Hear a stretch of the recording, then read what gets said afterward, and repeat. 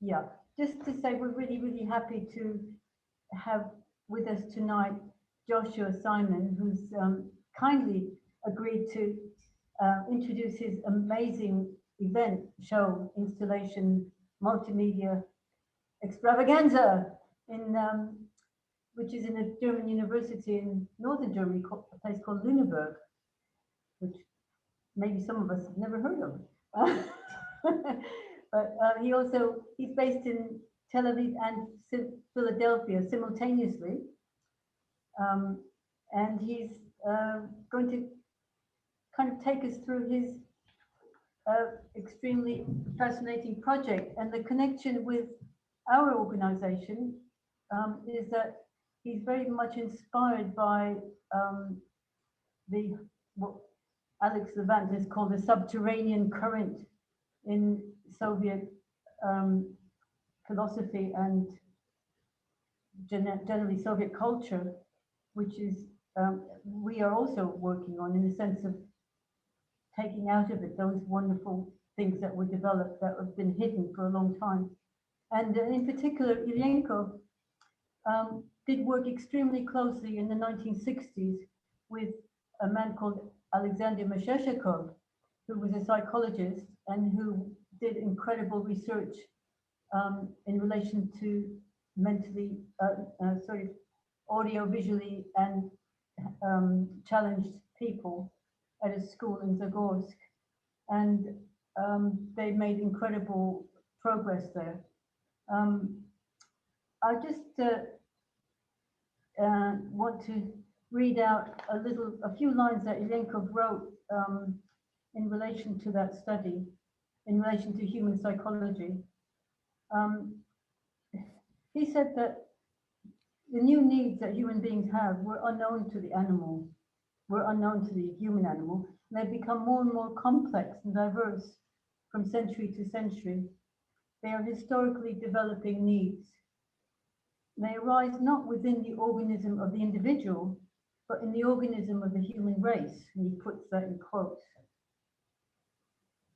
The totality of social relations, which is a quote from Marx, which arise between people in the process of production, in the process of joint and specified activity of individuals creating the material body of human culture.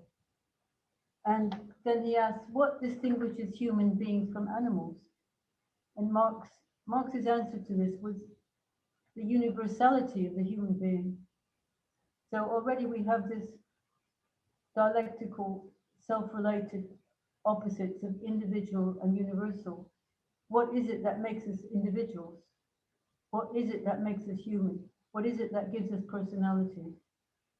It's the relationship with the universal. Now, our connection with the universal, which are two opposite but related realities.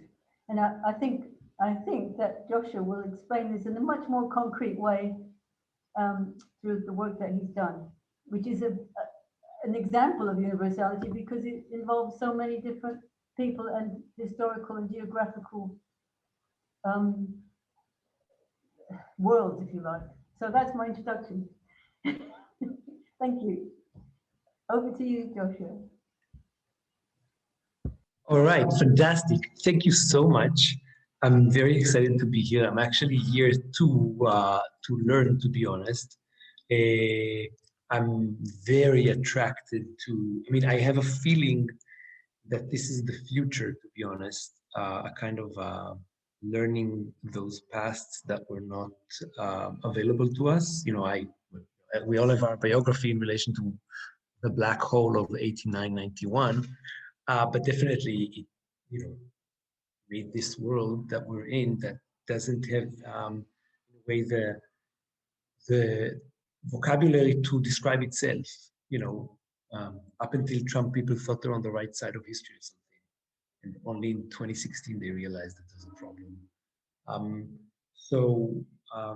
I'm very much interested in this kind of, this phantom limb that we're, it hurts not having communism. Also exactly as the Corina was describing, is that thing that you, when it's your own government, you resist in different ways.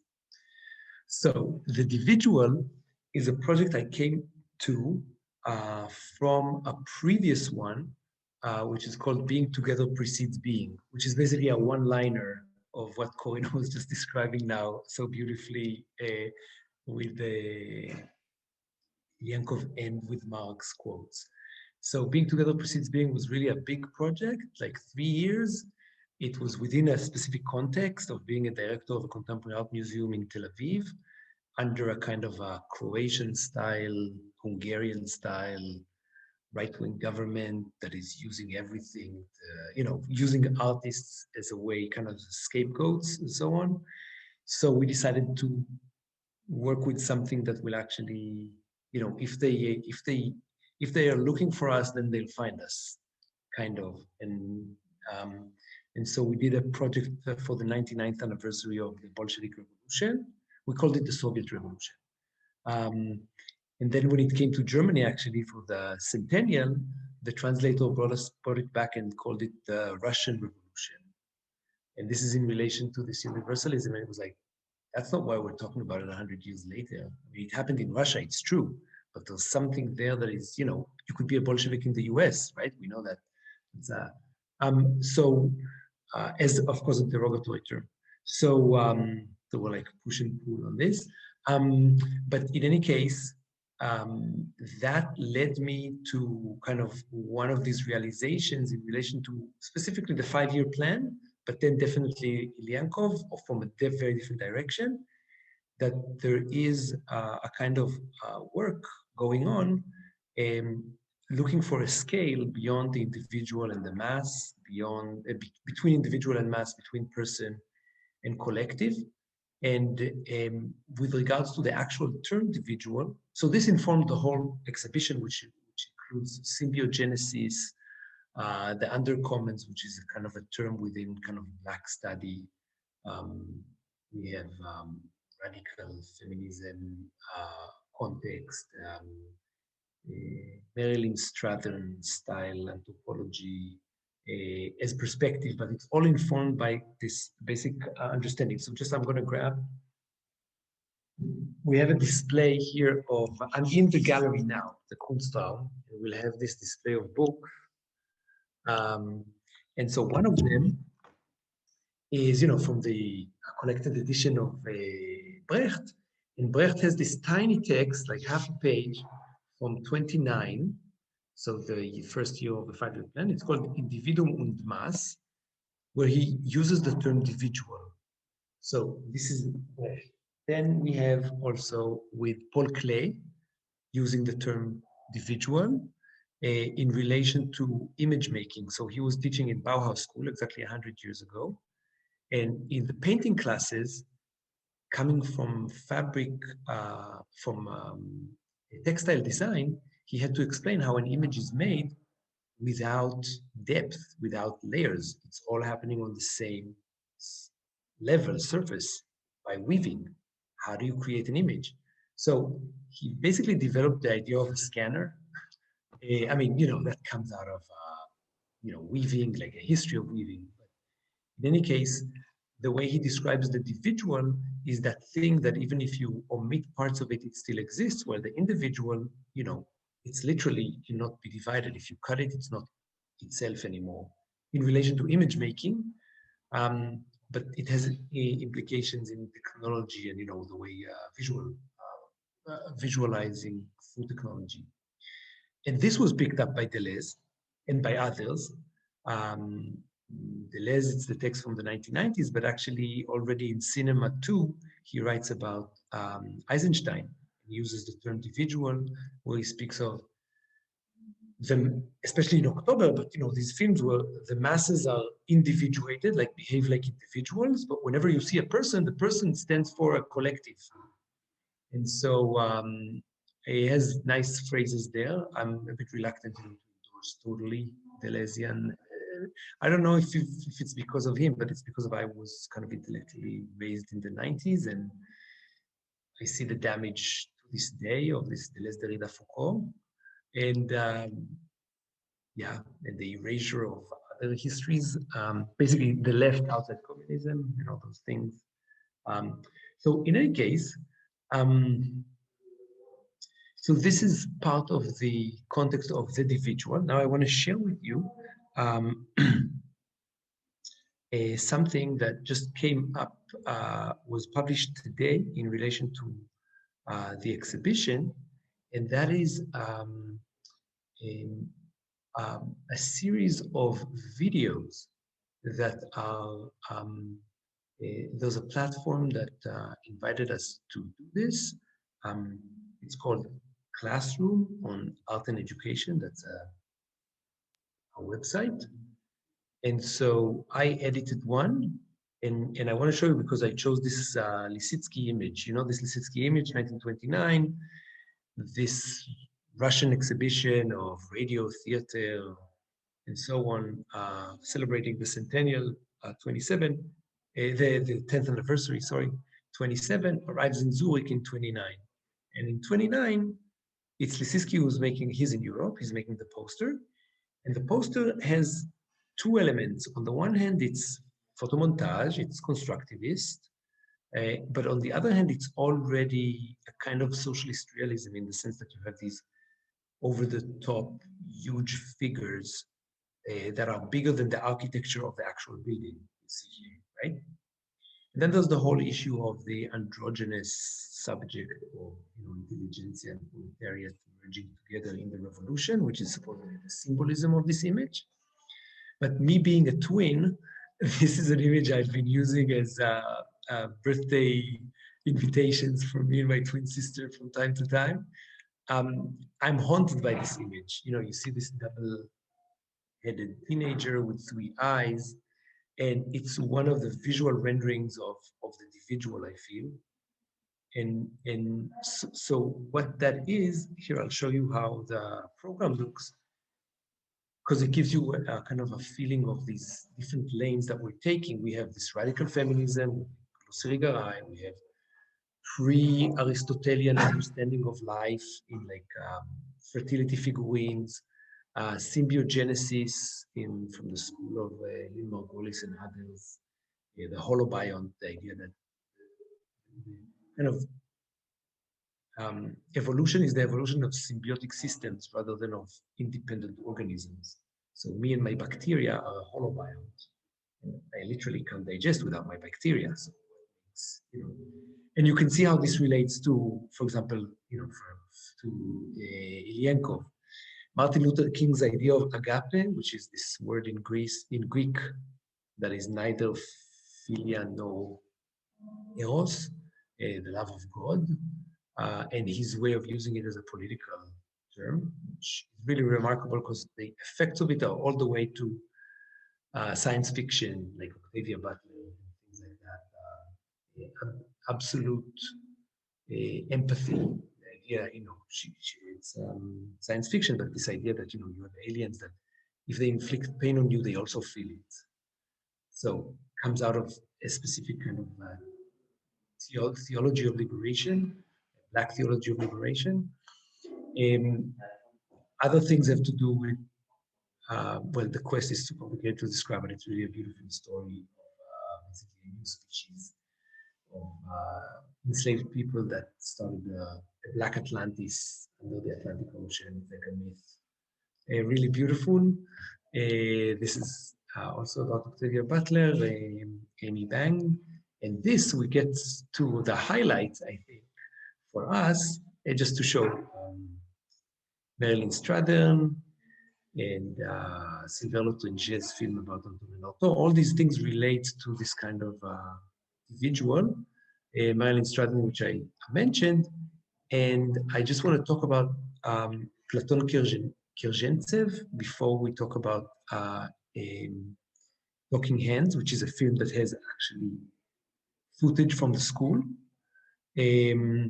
So I don't know if you're familiar with Platon Kirgentsev. He was, like, because they were mentioned, like biographies of people, how Sabine Spielerein, how she found her. So he had a heart attack in 1940, but he would have been also a purged like he did to others. He's considered responsible for the destruction of the careers of Shostakovich, Bulgakov, Meyerhold. He was the head of Rosta, so these kind of the Rosta windows, that kind of thing, that's his. And he introduced the carding system to like the news agency. So this all it's kind of, they were all, you know, very influenced by different things. Like, I mean, I'm telling it to you, it's ridiculous, but you know, Bogdanov's and stuff. So the idea that meaning is not in the document, but in the relation between documents. That's how he built the archives of Rosta. In any case, he came up with these beautiful, beautiful, beautiful diagrams that were based on the experience of the Red Army, with his idea that actually the same unit can eradicate illiteracy, can fight the whites, can collectivize a village, and it's the same people. How can that be? And he uses the term, I mean, he doesn't use the term Dividual, but definitely he's looking for a scale between, so I don't know if you can read this, but this is like a school. You see the student and the teacher, which is, of course, the school is much more complicated than this, right?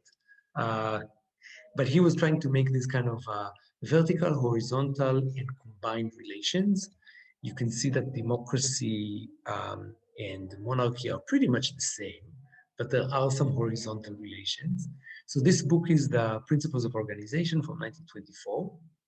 And so we have these prints like hopscotch in the gallery, so people can jump around as if they are taking part in these models, just to show you hunter-gatherers. So it's a kind of a horizontal system of small units, usually father and his sons, which is this.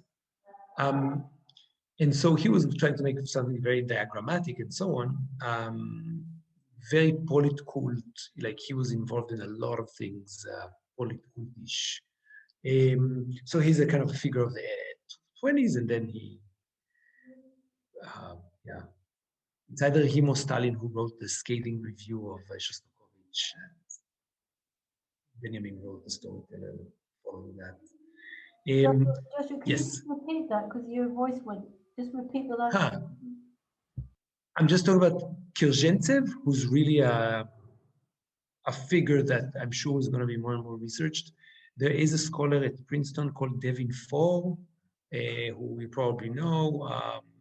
And his new book, I don't know if it came out already, but I know that when he was working on it, has some Kilzhentsev in it. So basically, this Kilzhentsev is a kind of Eisenstein of bureaucracy. The idea that meaning is not in a document, but rather in the relation between two documents. Yeah, that's montage attitude towards administration, which has everything to do with curating, to be honest. But maybe the kind of the main course for us is this amazing film by Emanuel Almborg, who went to Moscow and found this footage from the school. And on the box of 16mm film, it said "Talking Hands."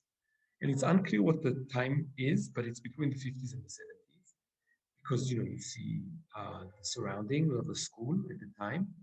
And it's also, and you can also see Sevorov in the film as a young man, and he's also being interviewed for Emanuel Almborg's film.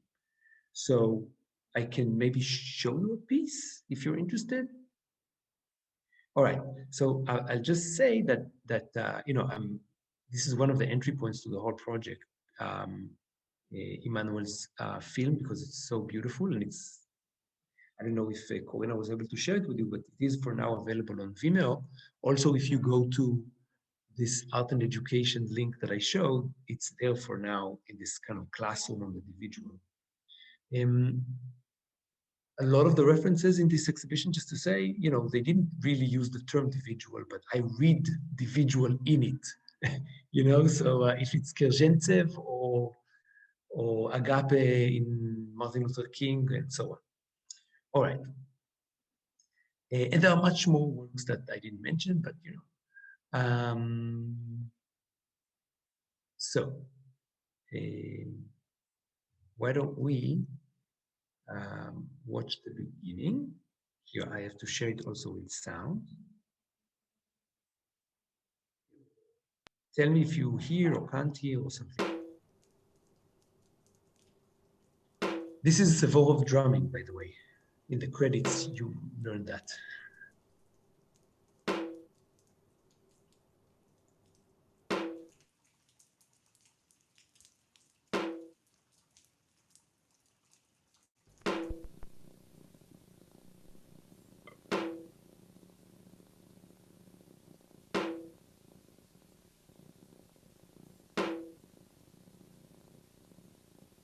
Objects created by human labor mediate culture, and as we learn to utilize them through socially developed methods, we shape our minds. Вещи, созданные человеческим трудом, опосредуют культуру. И когда мы учимся их использовать посредством развитых обществом методов, мы формируем наше сознание. Materialism writes, "A child's mind takes shape and develops as a result of its interaction with the world of things and the world of people. The things with which a child interacts are the products of human labor. The essence of interaction with things and people consists in the fact that in both cases, this is interaction with a human factor." Пишет Мещеряков.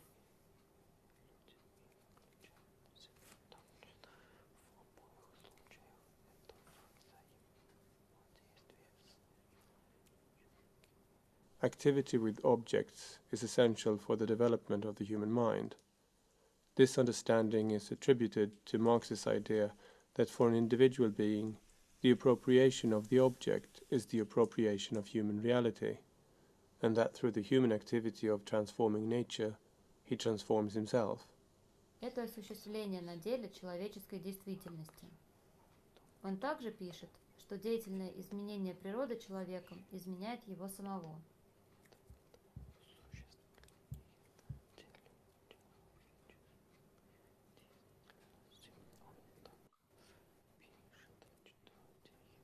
The example of the spoon as an initial and essential object is reoccurring in both Ilyenkov and Materialism. A spoon is an object of human culture, with which a specific mode of action is firmly linked. It dictates a specific action to the child, and when he learns this action and performs it, the child is performing an act of human behavior. Ложка – предмет человеческой культуры. За ней закреплен определенный способ действия. Она диктует ребенку определенное действие. Обучаясь этому действию и совершая его, ребенок совершает акт человеческого поведения, пишет Мещеряков.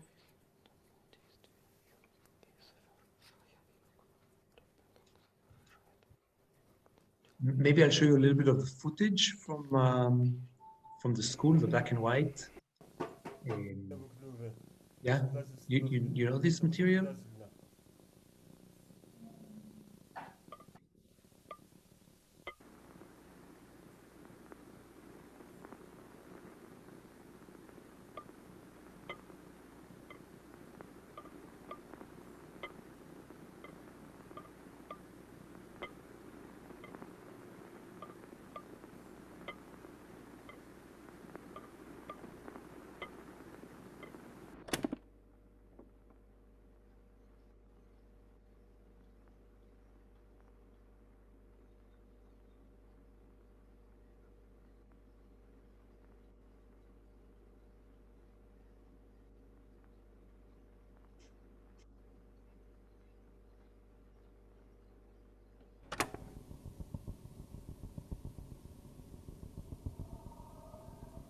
So the film tries to demonstrate some of these ideas. Ilyenkov observed this procedure number.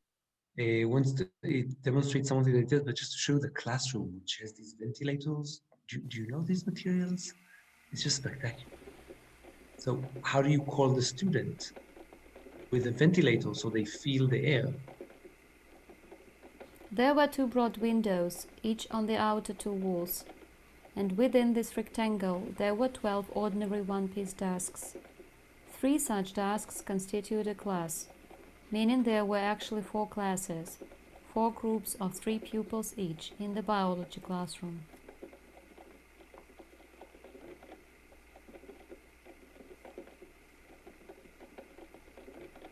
Each group's desks were pulled together in a C shape, so that the teacher who sat inside the C could reach out and touch each of the 3 pupils.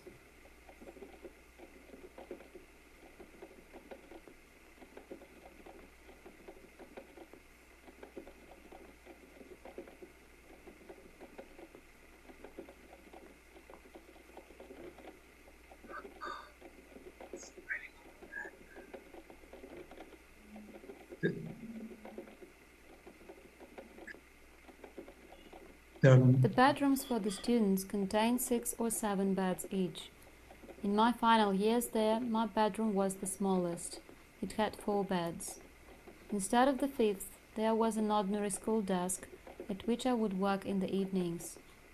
I wrote school essays and other stuff on a Braille typewriter. I still have dreams about that building. There's some very beautiful, really amazing material. I just want to show you them going to touch the statues. They go out to the city. Here, this, when we think of monuments today and how we're supposed to treat them, right? I mean, look at this.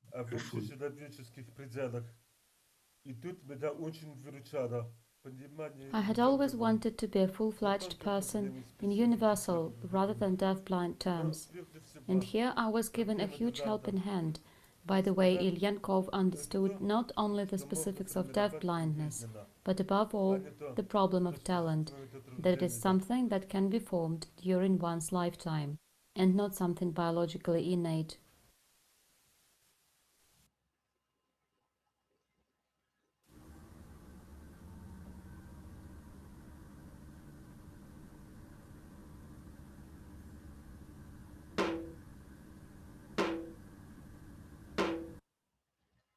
I don't want to take too much.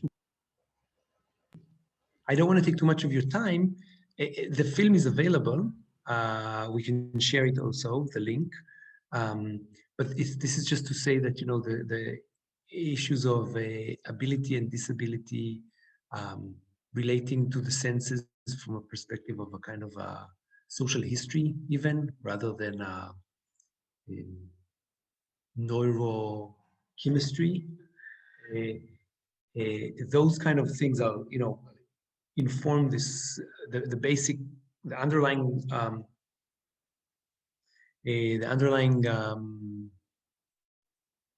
theme in which the social precedes the individual. The individual is a concept that is a product of a social formation.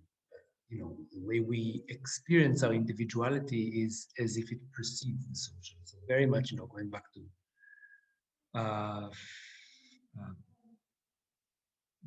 Marx basically, and ideas that the essence of the human is actually in social relations and so on. That's where this is coming from. I see a comment from Ralph. Can I read it? Or yeah? Is it okay, Ralph? All right. I do not see a unifying theme in these images in this exhibition. You see how without the catalog exemplifies the solution. Okay. Listen to me, well defined here. Now I watch the film, which makes more sense. That's so nice. You're so nice, Ralph. Okay. But I have excuses for all these things, definitely. I can say something about curatorial practice in a way. The way meaning is organized in an exhibition is through these juxtapositions many times. So it is a kind of Eisenstein in space rather than in time. That's the way, at least contemporary art exhibitions are curated. And so, of course, going through the materials is not really doesn't always make a compelling argument, in other traditions. It's, if anything, it actually scatters things more and more to the sides. And so I totally understand this feeling, and as much as my presentation is, is in a way flawed, it's very much also a document of how professional curating is, contemporary art curating presents itself, which is dense, but at the same time, I don't know if I mean, there are many, probably there are other more useful ways of making an argument.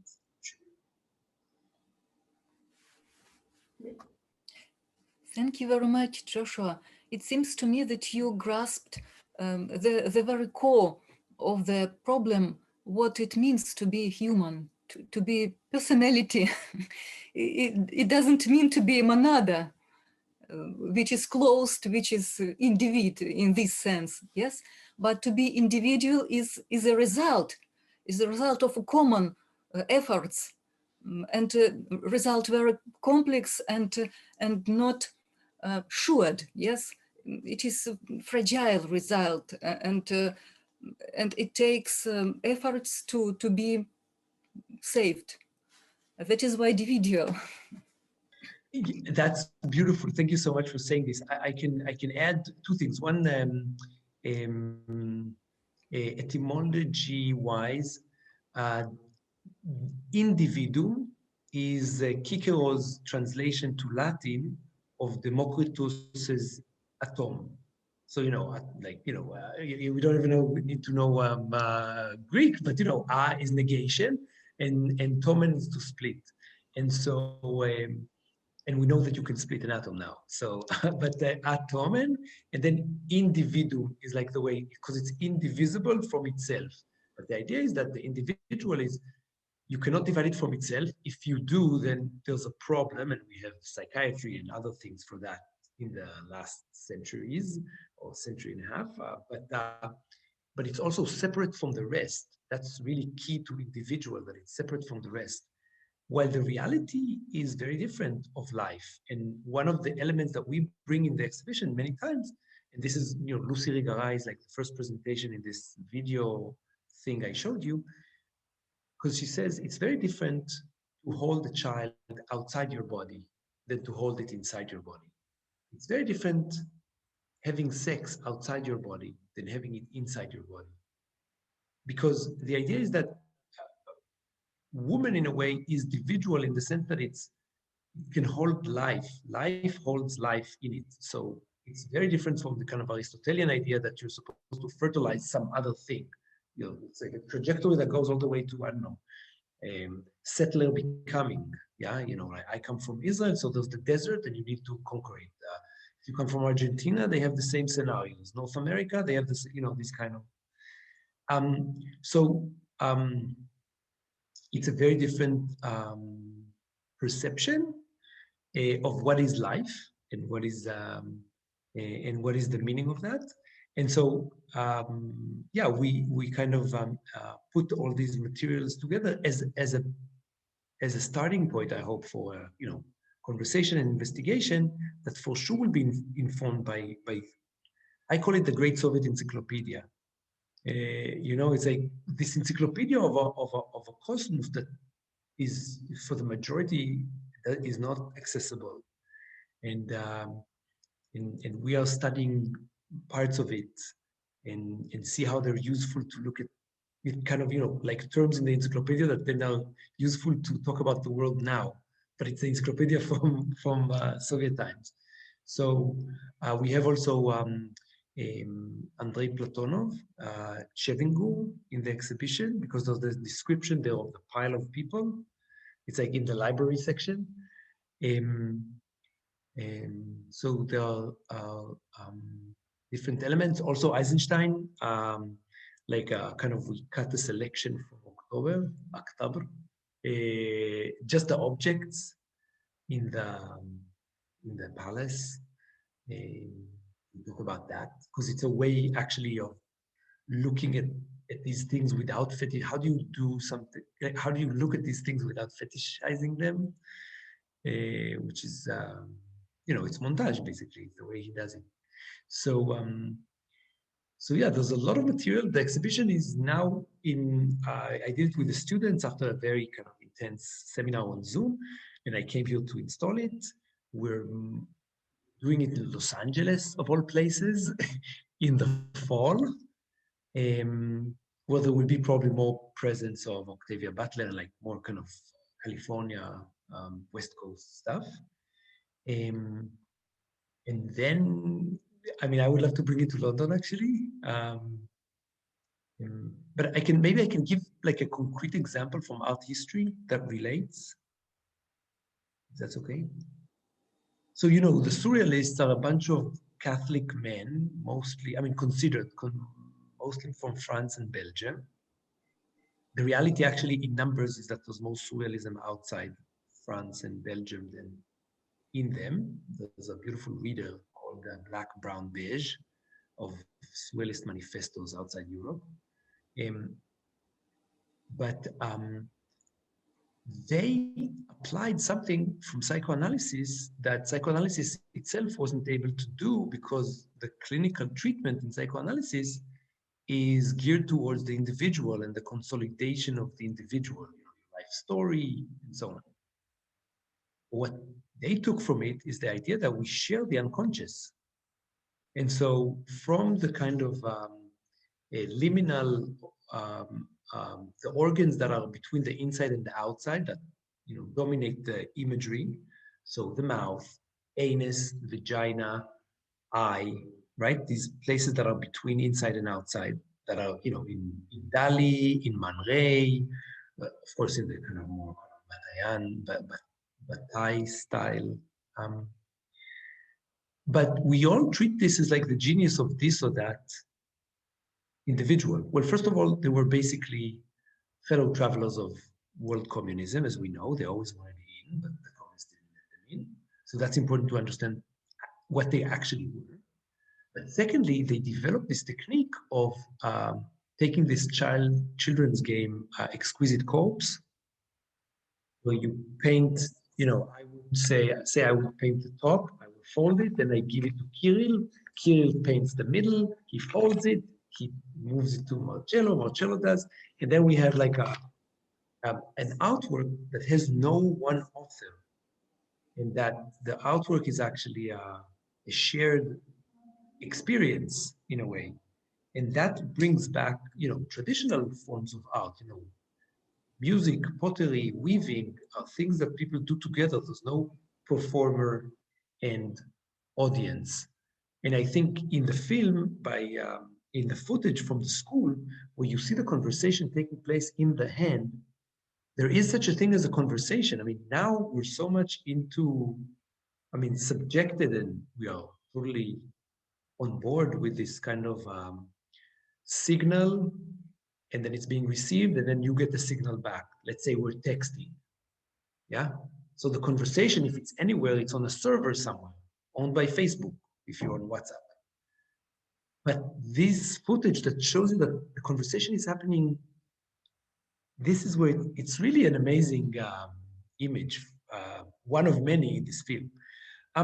But all this to say, yes, something about what Olga was describing really beautifully, and I thank you for that. This understanding that it's shared.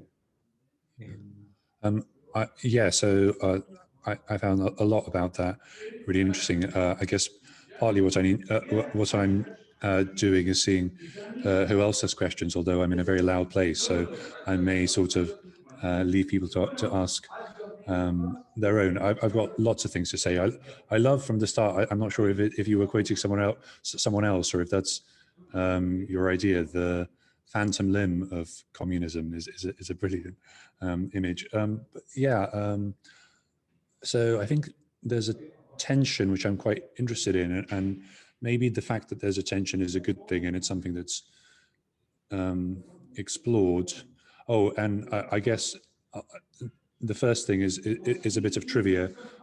I don't know if you came across it, but I find the overlap quite interesting. So Deleuze in Cinema One sort of thinks that the original thing he's doing is applying Bergson to Eisenstein, but I find it interesting that Vygotsky and Luria were teaching Eisenstein about Bergson and Hegel already. So a lot of what Deleuze was saying, actually, if you look at Eisenstein's notes, he was himself saying. So that's an interesting thing. But so the tension is about, I think, quite importantly different ideas of the individual. So for Deleuze and the idea of sort of schizoanalysis, he's performing the anarchist gesture, which is the sort of, well, you think this is an individual, but actually it's this multiplicity. It's a kind of a gesture of undermining. So it's about how can I free myself from, how can I break away from, how can I,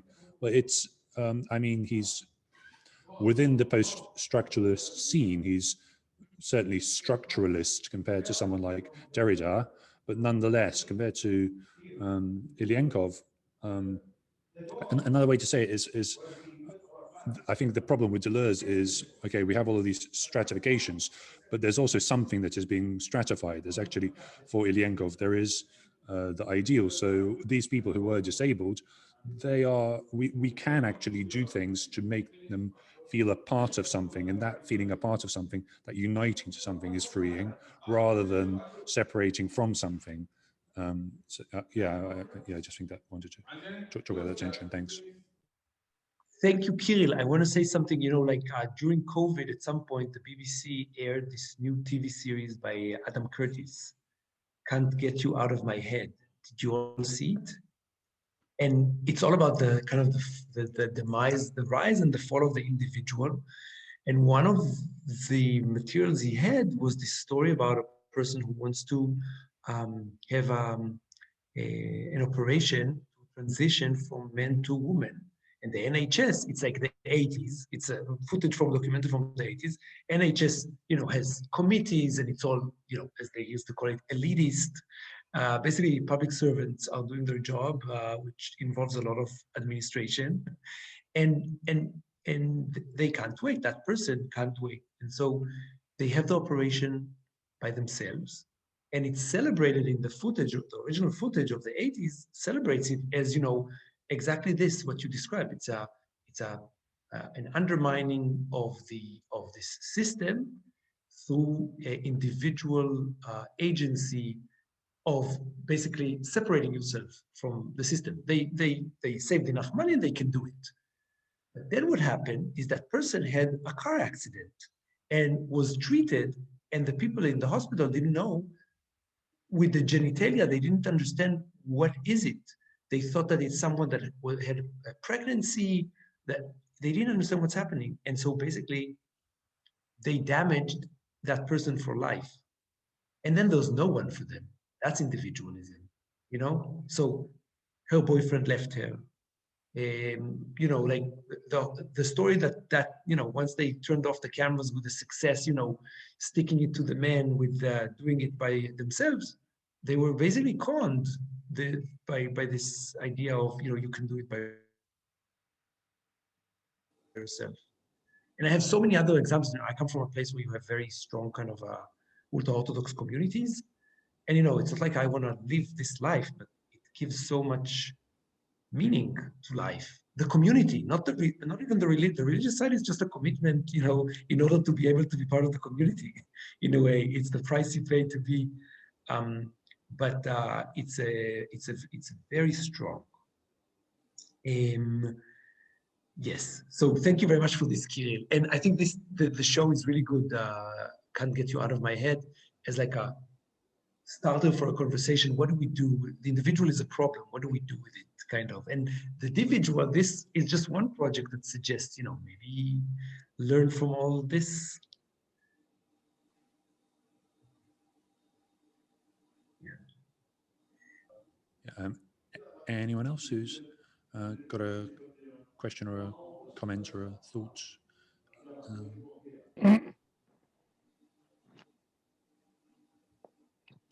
I have one. Cool. Thanks, Paul. I just on this Richard Curtis. I think it's an ambivalent thing. Curtis's films they also tend to create a sense of helplessness in the face of overwhelming, not quite a conspiracy, but almost a conspiracy of dark forces, whereas the individual is always trying to survive, but always being thwarted by sinister forces. I think this is a very So in terms of creating any sense of what's going on with the present world and COVID and global capitalism, and so, I don't think it takes you anywhere near that. I think in the end, the image overwhelms the message. And the feeling I get from watching a bit of it is that, shit, we're never going to achieve anything. It's still, everything is stacked against us. So that's the kind of view I have of Curtis. I can agree, and also I don't like it's not Eisenstein style montage, but the footage, the materials that he can bring from the archive are, remarkable. Yeah, but definitely it's always it kind of, but it's also it's kind of whatever critical thinking is, without having the option of being, without when communism is not an option, then what is it? It's kind of to put on its head this question by Lenin in on slogans, where he says, yeah, to be critical is important, but what if you know the truth? What if you do know the truth? This is it. But we are now in like this opposite, where we don't have a truth. We can only be critical. So, just it's like someone drowning in the shallow water. You can just stand. That's like on your phantom limb, of course, of communism, building the metaphors.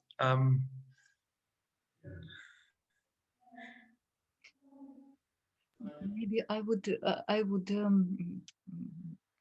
say one word more about Meshcherikov experiment. Meshcherikov pointed out that it is impossible just to involve this kind of child into conversation, into communication. It is impossible at the very beginning. And the only way to open this child to conversation, to communication, is to start with his living needs. So there is a moment of individuality too. You cannot involve him into dialogue if you can take into consideration his living need. He's striving to be individual, but he is not individual because he depends on other people. This is the dialectics. Yes, but all people are dependent on other people. I mean, I was in the US during COVID. I mean, some of you are in the UK. It's not so different in some level, but definitely, I was there during the, Trump. And it's not like social distancing was something so new. I mean, American society is already this kind of, it's not really, there's no society, there are only individuals. That kind of thing is a reality there. So social distancing is the way the social operates. I mean, in the literal sense, because the actual meaning of social distancing during COVID is, of course, physical distancing. It has nothing to do with, if anything, you're more and more dependent on the social. And there's so many things that you actually need from others. And so mutual aid and all these things, they became so important. And the fact, for example, that the UK has a, functioning healthcare system and so on. Those are the things that saved lives. It's not Brazil and not the US, where kind of the government is against the people in the sense that it wants them to be individual, cut off from everything. And this relates to, in our library, we have the second version of Walter Benjamin's Mechanical Reproduction. And in the second version, you have a few paragraphs that don't exist in the first and the third. If we are in a kind of bibliographic mood, then there's a letter from Adorno to Benjamin complimenting him on this version, because he uses the term compact mass, which in this exhibition we say it's another way to talk about the Dividual. And what is the compact mass? Well, you know, the mechanical reproduction is all about media and fascism and communism. So you have communism is politicizing art, and fascism is aestheticizing politics. That's the final kind of phrase in the essay. But the compact mass is this idea that repeats at that time in him, is that you have a group of people that has the potential to be guided by fascism or organized for communism. And it's the way you organize it that is, so the compact mass has this potential in a way. And so going back to what I described as the situation in these places, January 6th, the attack on the Capitol, is really this moment of a compact mass. You know, people who were deprived of anything other than their individualism, which of course was a trap because they have no resources, they have no access to community and all these things. But then the algorithm brings them together. You know, the conspiracy theories, the echo chamber, whatever. And then they show up, suburban moms from Pennsylvania, but also white supremacists, you know, basically white terrorists from somewhere else, you know, and they're all there. But the app, which is, again, the media, put them together in this formation. And there's a moment there where they torch the TV equipment of CNN, which is really kind of a Benjamin style moment where it's kind of, okay, no longer broadcast, now it's streaming. And streaming is organized like what we're doing now, data parcels, really, literally compact mass. It's data parcels that are shooting, and that's why we have buffering, and that's why sometimes I'll be frozen and sometimes I'll be fast forward because they're skewing these parcels when they come. So what am I saying about all this? It's the media even that we are in, right? The way we are mediated that individuates us, and when it brings us together, it's in these basically fascist formations. And so the school, the reference to the school and the reference to working with children, and, you know, on the level of the practice, even before the theories, I think that Ilyenkov is such a great example for what needs to be done now to make this other formation possible with this compact mass that we are. That was a dense thing, but I hope. And Karina? Thank you, Joshua. Thank you, Olga and Carol, for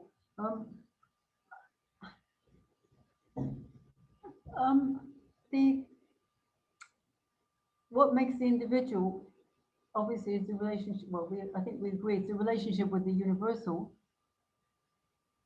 but also we need to remember that the identity of the individual is a dialectic of identity and difference within the individual.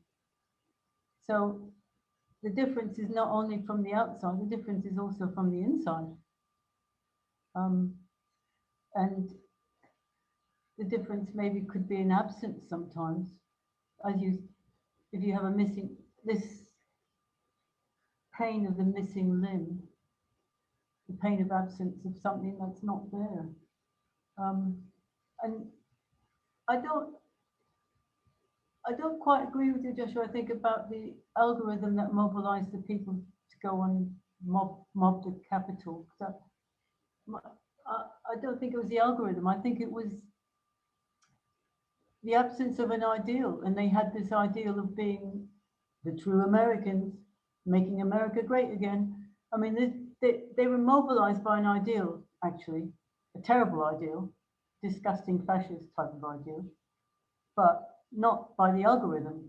The algorithm just picked up the algorithm picked it up and ran with it and found the people that were amenable to, susceptible to, that had something missing in their lives. They're missing their jobs, they're missing the old America that they once knew, blah, blah. So it's this absence that is a huge force. And it can be, like you say, it can be a force for terrible things, it can be a force for positive, revolutionary human change. But I mean, what I like about what you've done is that if you like, you've drawn together the human threads. You kind of, these different things you've selected are the human thread, if you like, that runs through it. And you've constructed something with that. You're constructing something with that, something new, bringing together things that we wouldn't have thought of bringing together. And just one other thing about missing limbs.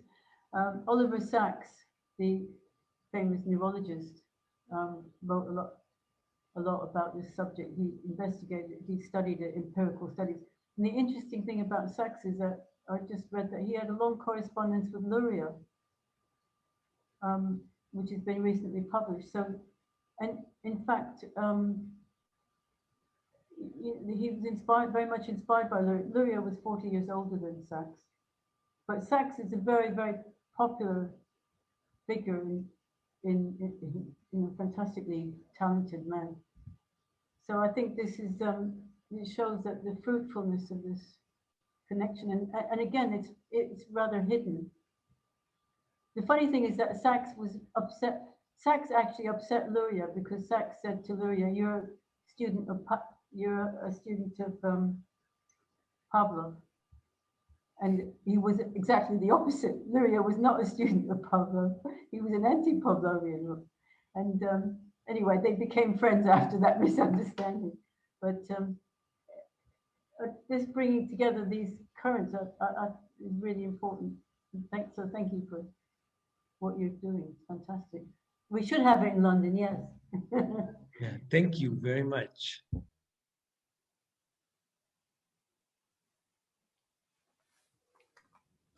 Oh, yeah. If there wasn't anything to respond to from Karina, shall we see if anyone else has any final thoughts or comments?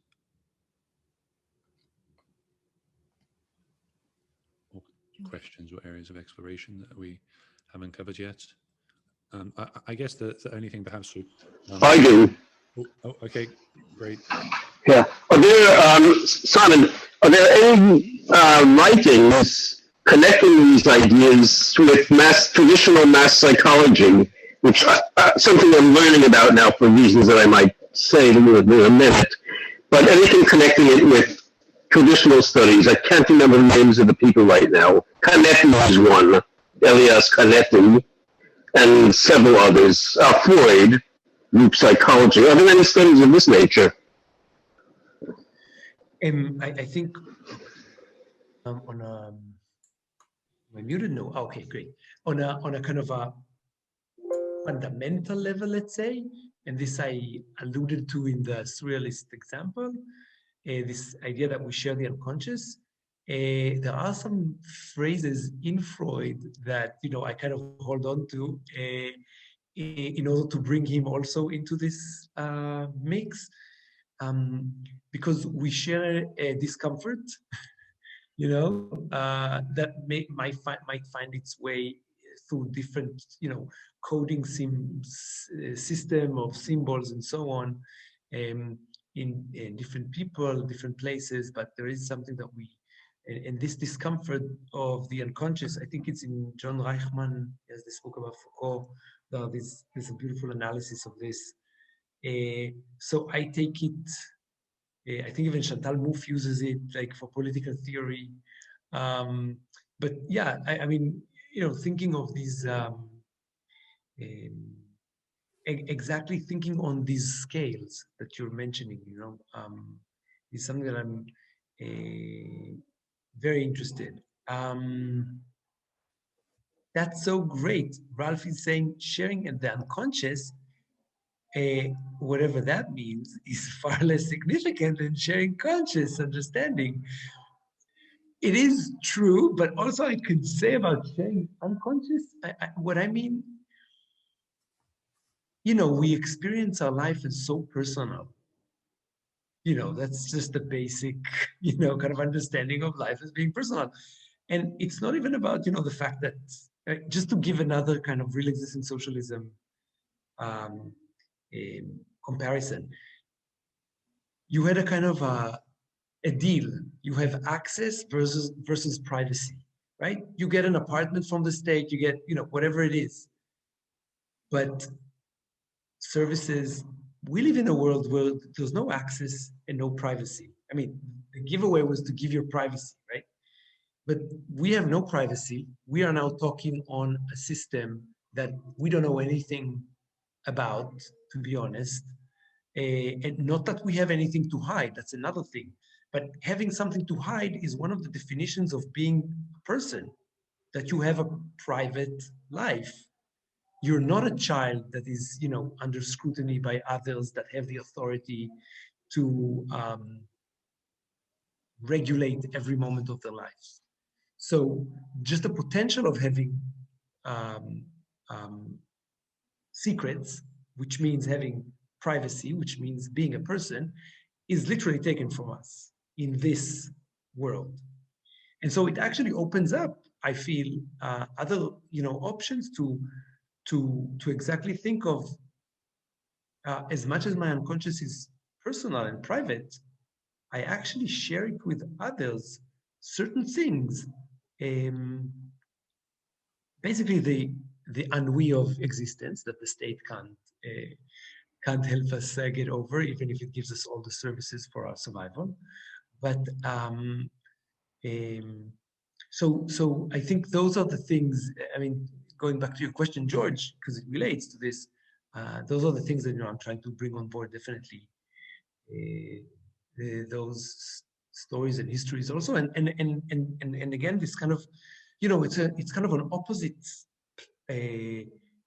positions in art history and in culture. You know, surrealism is this high art by male European artists and so on and so forth, genius supposedly.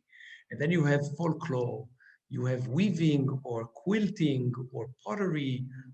All those things are, you know, feminine, labor intense, basically relating actually to survival because it's applied arts. But when the surrealists are doing automatic writing, when they're doing their exquisite corpses, they also open to a relation to this truth that exists in these arts that we call folklore, which is basically a way a community comes together around making something, around objects, to go back to the distinct example from Ilyenkov. Yeah. Maybe I would add for Ralph that according to Bourdieu, it is quite significant to elucidate what kind of unconscious we share, because they may be forms that provide oppression. That is, it is significant to neutralize them. Yeah. So, yeah, just a few brief themes, partly also to push back against Ralph, but also to pick up some things from earlier. There's a recent translation of a big text by Simondon, which is all about this, and he has the very important, interesting concept, well, not just of individuation, but of the trans individual. And as long as we think that there is a point at which we become individuals, unless you do think that we are kind of a Cartesian cogito, then Freud says it, and Vygotsky accepts Freud on this, that the unconscious is basically the potentially conscious, that there's much that is affecting us that we could, through engaging with it, become conscious of. Actually, we're being affected by a lot of things that aren't. And of course, that's trans-individual because it's before we have individualized it. So therefore, we are sharing all kinds of things, and it's more important than the stuff that we understand together because it's the actual world of it's kind of, yeah, how the world could be different to how it currently is, because the world exceeds our grasp, then change is possible. Yeah, the other part of that, which is sort of the opposite extreme, and this going back to what Karina said earlier, it's really interesting. I don't know if it's just because you know your audience that you picked out all of these very human examples, but of course, within the art/philosophy world, the thing that is very much popular right now is the post-human, and I like, personally, I like Reza Negrestani, but he's introduced the inhuman as something that people are very much interested in right now. So I wonder if that's sort of a conscious choice to reject, or if you're just rejecting it from talking to us. Totally reject. I wrote a book in 2013 called Materialism, which, you know, was Marxist. Basically, how do you relate to objects in the digital? What is that? And it was before online shopping was so present, but, you know, just the disposability of stuff was obvious, right? 2013 is not so long ago. And object-oriented ontology and speculative realism were the talk of the town. I don't know how you say it, but, you know, it was very popular. And for me, it was obvious that it has to do with an attempt to reinstate the authority of the object after 2008, where it was obvious that everything is speculation. But then, well, speculation, well, what about the point of view of the object speculating? Well, the thing with the object speculating is that within, I mean, artistic practices are cultural. And once you describe the artwork, I mean, in this discourse, any object is something that is totally alien to the social, I think it has no meaning. Or what it is, you know, an ideological, you know, one of many ideological tools to fetishize, financialize, and so on. And, you know, you see it now with this NFT, how's it called, this coding of, you know, stuff. That's what it is. And so I wrote this book. The last chapter is called The Dividual. And in it, I have a synthesis of kind of the Deleuzian, let's call it financial digital dividual, and the indigenous one from McKee Marriott, an anthropologist. And then I started this, like 5 years of the Soviet project, which I was always, you know, I come from Israel, so the Communist Party is the only non-ethnically separatist movement. So I was attracted to the Communist Party and all, I would say, peripheral communisms, in addition to, you know, major communisms where you had real existing socialism, you know, so it's mainly Asia, but also the peripheral, you know, in the UK, in the US, you know, so also Israel, Palestine, the Arab world, so in any case, I did this project, and then came this other scale that also relates to brings another angle on the individual, and then living in the US basically brought in the Black experience and my understanding of how modernist I am and how I actually see surrealism, Marxism, feminism, psychoanalysis as things that are anti-capitalist. But when you are in the US academia, you know, even if you say something about Marx, someone will tell you it's so European, you know, tell it to the Chinese. What are you?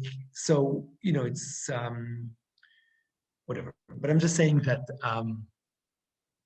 you know, tell it to Caribbean philosophy or Marxists. You don't have to go so far to China as an American. But so yeah, that's kind of the story. Specifically, of course, Reza Negrestani, you know, he's a serious philosopher in that group. So I'm, of course, learning from him for sure. I'm in a different position. I think you also have to be a believer, because also that's, I think, one of the differences between, you know, you have in the US cultural Marxism, difference between Marxism and communism. One of them, first of all, communism starts with, you know, Hebrew prophets and maybe before, but I mean, I know that before in nomadic matriarchal society, but that's where communism starts. But Marxism is a great analysis, maybe the best, of capitalism. And so in between those things, there's a lot to do and think. and you have to be a believer to synthesize them. So, one way is to be a Leninist, to go with a revolutionary party and, that kind of scenario. But there are many other ways. But I'm just saying that I'm a believer. Therefore, yeah, I would read Negarastani, but it's not something that's going to convince me in anything. As I meant, I quoted Lenin. If you know the truth, why bother with other? Yeah. Thanks. I think, am I passing it back to you, Karina? Or unless others want to jump in, I think that's back to Karina. Well, perhaps, I don't know if there's anybody else, Marcelo or Frank or anybody else wants to, or Julia, did you want to say anything, maybe, Julia?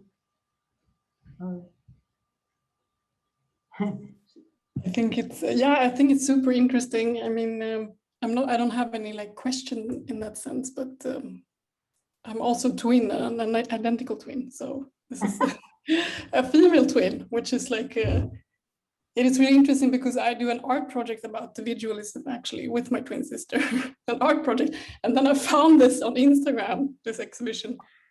And it's crazy because I thought there was too much connections and everything. So yeah, this is great. Thank you. I'm going to be in Berlin on Sunday, so we should exchange our details. Yes. Yeah, sure. That would be great. Thank you. You could be that sculpture, couldn't you? The dual person, quadruple person.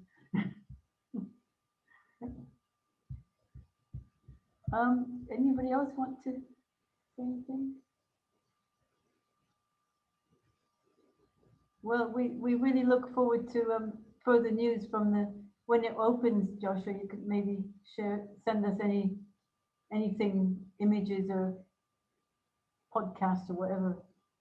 Then we could share that. We can share that on the Facebook. And, I would love that. And one of the things I want to do with the Los Angeles exhibition is we still need to fundraise, but basically to like the contribution would be, instead of having another exhibition catalog, to actually try and publish an anthology, like a reader that will compile these perspectives that we call Dividual, in the title, but they stand by themselves, like, I don't know, Under Comments with Fred Moten or Ilyenkov, or, which each one is a vast, so kind of bring them together, doing this kind of so I will reach out when I have, kind of something concrete, and maybe you would be interested in contributing or thinking of, being part of kind of editing committee of sorts that we can form. This was very nice, extremely nice, very generous of you, and I appreciate very much your engagement and your support. Thank you. well, we appreciate your efforts enormously. We're going to form a revolutionary compact now. We'd be the alienators. What do they call those people in the film? Yeah. What are they called? The ones that go around, the Ghostbusters, alienation busters. Okay, well, I think we're there, unless